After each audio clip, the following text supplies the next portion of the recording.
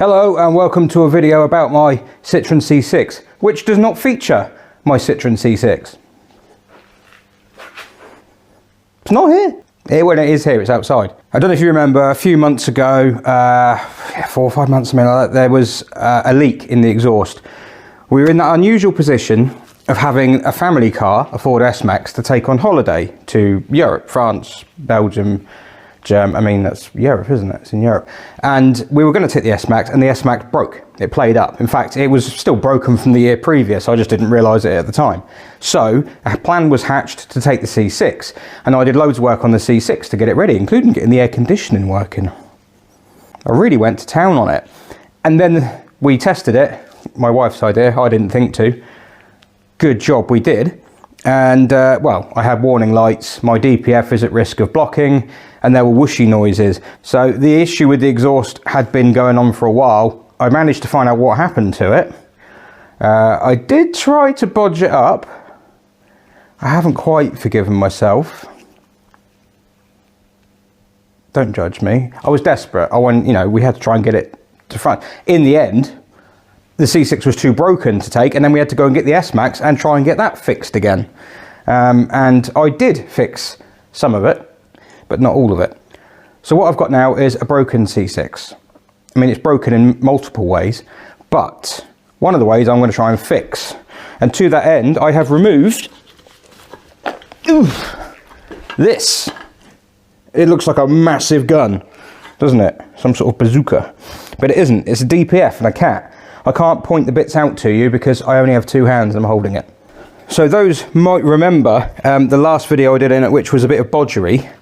And that was, well, I think one of the videos, I can't remember, was the last video I did the one where I put different oil in it? I can't remember. Basically, this is the exhaust. So the downpipe, because it's a V6 engine, it has a downpipe here with a cat and another downpipe which goes under the engine there. So these two connect to the downpipes, and this is the catalytic converter here, and that's the DPF, and they're joined together here. Now, well, there's a number of things to look at here. Firstly, the leaks are coming from this. These flexi sections are toast. They're absolutely knackered. As far as I'm aware, this is the original part. The rest of the exhaust is certainly original, so that makes it quite old. 17 years, something like that. So basically what's happened is this flexi section here is dead. It's rotten away. And I tried patching it up with sealant to try and stop it from leaking. And that didn't work. Not only that, the downpipe that connects to this bit here is also a bit rotten. Now, I also had, as I say, went out on a test drive after sorting this out on the suggestion of my wife. I wasn't going to bother, and we found out that there were other problems with it. And the other problem was that the info screen inside kept saying risk of DPF blocking. Now, I don't know whether this is blocked or not. They do block over time. I don't know whether this is blocked or not, or because the exhaust is leaking, it isn't seeing the pressure that it would expect to, therefore it assumes it's blocked. I'm not 100% sure that's the case, because there's this pipe here and a pipe here, and I'm pretty sure this is pre-DPF and CAT and post-DPF and CAT, and I think, I could be wrong, I think the ECU measures the difference between these two. But, you know, that means the signals at both of them would be iffy if it was leaking here. So there is a chance this is blocked. There is a chance this is blocked and it's caused this leak because there's nowhere for the pressure to go. It's building up, perhaps. But there's also a chance that it's not blocked and it's all being scrambled because of this. I'm not going to muck about. I'm not going to muck about. What I'm going to do is replace these. I'm going to get the DPF and the cat cleaned out professionally. And then I'm going to put the whole thing back together. So it's got a cleaned DPF and new ones of these, because if you wanted to buy, if your flexi section normally goes, what do? You've got to buy a cat. On the other hand, I managed to buy 2 of these for 30 quid. These are stainless inside, and I will weld them in. I'm not going to muck about. So what I think I'll do first, I will explain to you how the DPF works. because you hear regen and DPF and Eloys and AdBlue and all those things quite a lot. So the other day, a guy on Facebook wrote a fantastic explanation of it, a simple but very, very effective way of explaining how the system works. So I shall read that to you, actually. Now, I'm not going to read out his name. It's not because I don't want to give him credit, but at the same time, some people get funny about their identity online. So his name is Richard, and his initials are RB. So I asked the question, how does this work? Because I thought that it injected the Eloys fluid, which is the type of fluid that the C6 uses. Yeah, some cars use AdBlue, that kind of thing. C6 uses Eloys, which is different, it turns out. And I thought it would inject it before the DPF somewhere, and then it will go into it and, you know, clean it out, basically. I thought that's what it was doing every now and then. And then the smoke and everything like that was a result of that, but it's not. It isn't. I don't know if some DPF systems, because funnily enough, working on the cars I work on, I haven't really played with DPFs before, but I don't know if some DPF systems do use that or whether I've completely made that up in my head. But, you know, either way, mine doesn't, so it's irrelevant. I don't really care. Basically, what you have is a fuel tank, which is useful in the C6 and all the other sort of FAP, HDI engines from that era, and you have an Eloys tank. The Eloys tank is a small tank near the fuel tank, but is not part of the fuel tank. Basically, and I'm reading it as I go, the ECU will opt to take a little bit of Eloys fluid every now and then and mix it with the diesel. So it uses around 15 mil of additive to 100 litres of diesel. So it is, I mean, as you can imagine, it's well, minuscule, really, the amount that goes into it. I imagine it injects it into the fuel stream, the fuel flow to the engine. It's no good injecting it into the tank because it will just mix and you can't then not have it going through. But yeah, I believe that it injects some of this stuff in with the diesel every 100 litres if certain conditions are met. So the fuel is dosed around 15 mil to every 100 litres of fuel. The additive tank is about 3 litres, so it's using 15 mil every 100 litres of diesel, and it's a 3 litre tank. So it lasts quite a long time, which is why you hear people say that they top it up once every like 90,000 miles or something like that. It's 3 litres roughly. It has no level sensor. You can't check it. You can't even check it with Lexia. The computer calculates how much additive is left based on how much it's been injecting. And it shows an error message when this drops below a threshold, which on the 2.2 he cites is 700 mil. So actually quite a lot left considering it's only dosing 15 mil a time.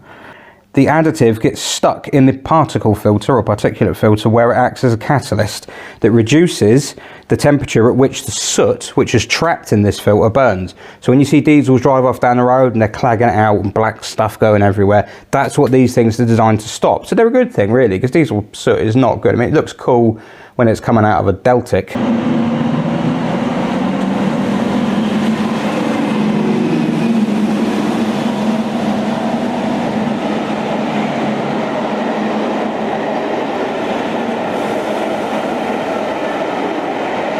Yeah, just on normal cars on the road every day, you don't want it.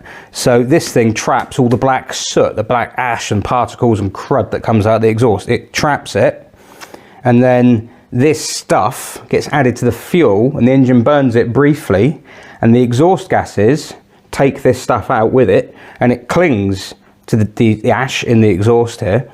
Basically, by clinging to it, reduces the temperature at which it will burn off and burn its way out of the exhaust again. So in a way, it's not really reducing, I can't really, well, maybe it is, but in a way, it's not actually stopping the car from making the pollutants, making the ash, it's just stopping it from coming out in traffic.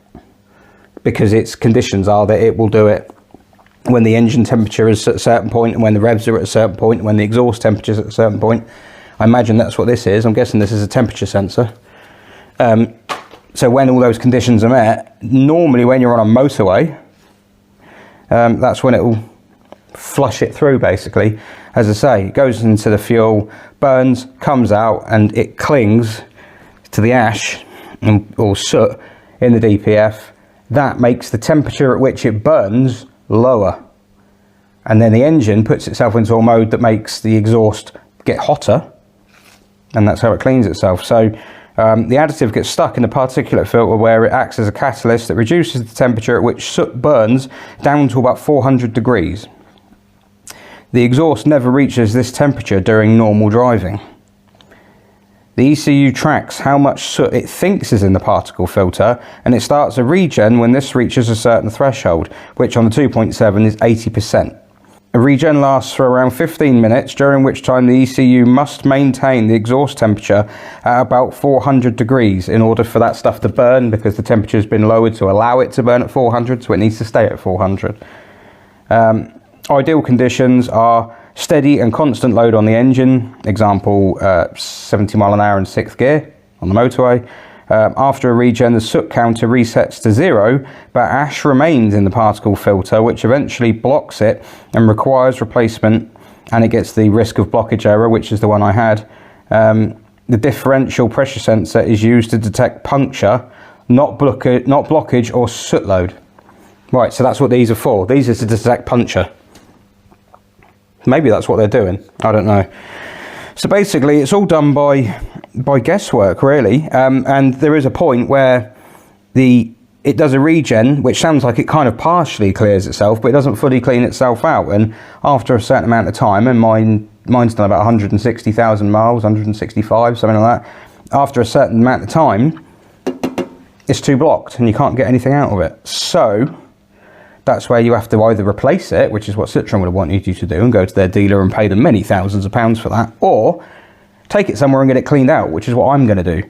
But in order to do that, I am going to have to take it apart. Right, so I've removed the what I believe is the pressure sensor, temperature sensor, sorry. I'm going to be careful with that because that feels delicate. This pipe here goes from a bracket on the front to a union at the back, which will not come undone, of course, and then it's got a bracket holding it here. So if I can undo this and this, I can take the DPF away and just leave this pipe connected to it and just hope that everyone is very careful. But that's if this bolt comes undone, and I'm guessing it won't because it's made of rust, kind of like these I'm expecting I'm just gonna have to cut off. But what I want to do is split it in half, because apparently it will clean a lot better if I do that. And then I'm going to cut these flexi sections off and kind of just dress the end of these pipes, and then that's ready to go off and be cleaned, which I'll drop it off tomorrow. And then I'll cut the other end of these off here, on the end here, and prep them up ready to weld onto these, and probably just weld them on. And then weld it all back onto this when it comes back. I did think about getting it cleaned after I'd done the welding, because then the cleaning would pull through any debris left from the welding process, but I'm not going to do that, because I'm now thinking there's a risk that it might pick something up and take it through the filter. If I weld this after it comes back, I know I can just purge it with clean air through here and take it out that way. I don't want any of the crud that goes through here once it's been welded to go through that way. So I'm going to do that. But I don't think this is going to come undone. So let's have a go. Oh! No way! Really? Well, colour me impressed. Although it's... Wow! I mean, I really didn't expect that. That is a high quality fixing, which is now stuck.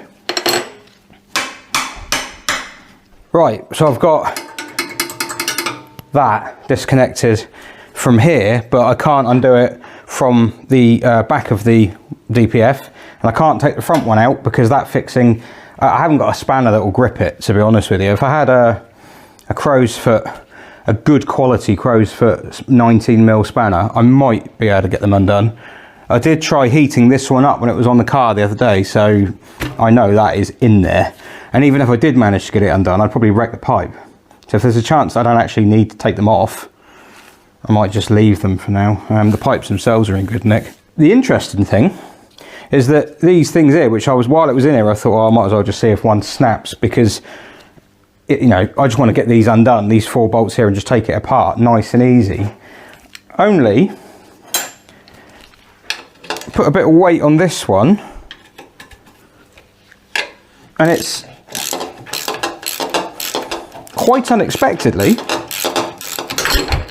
ow, come apart. Look. And the bolt. What is happening?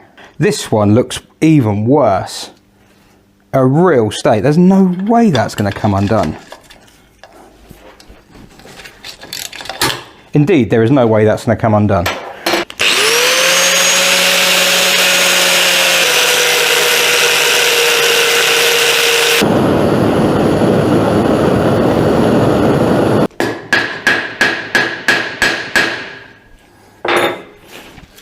Oh, there we go.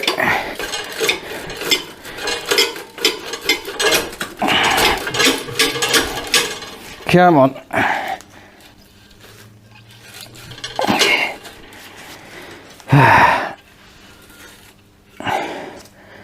Ugh.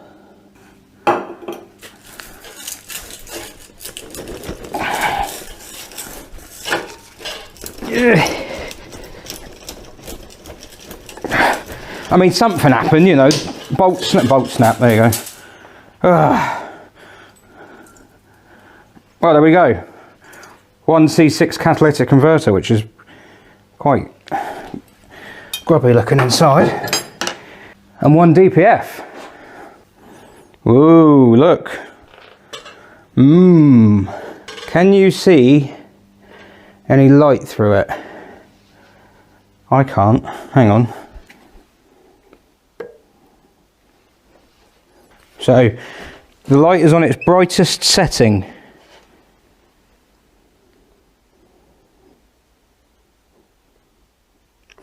Huh. Well, unless the honeycomb type thing is arranged in, like, you know, in bulkheads, so you'd never be able to see all the way through it anyway, that is pretty knackered. And then I've got this here. And I've also got 2 snapped, although they might come out. Let's try that. It is! Oh dear, no. That one sounds a bit more serious, doesn't it? Yeah, okay, that might be a drill out job. I'm not going to go nuts with it. I'm not going to start beating it up. Alright, I'll just give this a quick clean up. Get the worst of it off.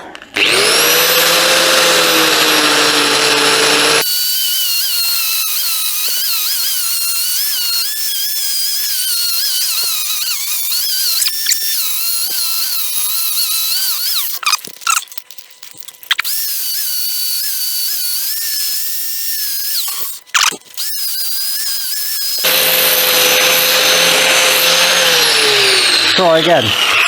That'll do. Now, what I want to do is not cut any of the exhaust pipe away, so I'm just going to probably butcher these a little bit, because I want to weld the new ones because they're the same dimensions as these ones. They're not the same part, but they are the same dimensions, and I want to weld these onto the stubs that those are on. So I'm hoping I cut away at this and then hack away a little bit at the collar that this had on it, that was welded to this, and then eventually that will really you know, reveal some of the pipe underneath, and then I'll do the same at this end as well. But ooh, that's not looking clever.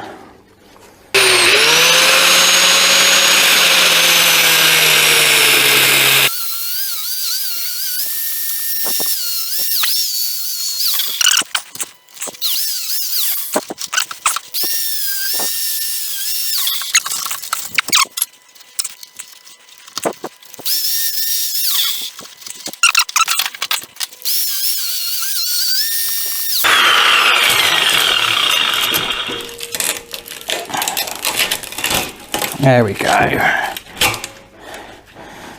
Right, so I need to keep this because I want to rescue this bit on the end, which I think is okay. I don't think it, I mean it's a bit rough around here, but I think that's the outside of this. And then the new ones will go on like weld on there, but as I say, I need to try and establish which bits of this are pipe, which is what I want, and which bits are part of the collar which got welded on, the sleeve rather, which got welded on. That is sleeve, I can see that. Basically, oh there's the weld around there. So basically I'm just going to have to go grinding through layers very slowly. Right, well, I'm going to crack on and do that now because I need to get that done before I go. The next day.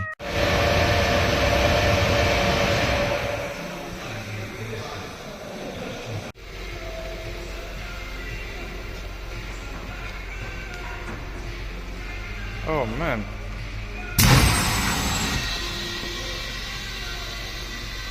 Believe me now? What colour should that come through? Clear. It'll come through clear. Yeah, it's going to take a few buckets, but that's quite solid. Is it, that's bad, is it? Yeah. Hell.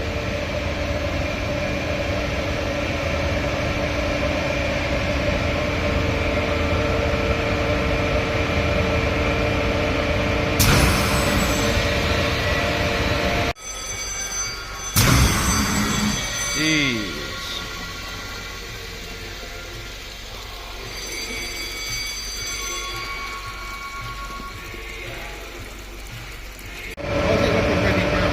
That's because it's a Peugeot. Don't know all Peugeots do that colour. Don't know what. Bloody hell. But I'll tell you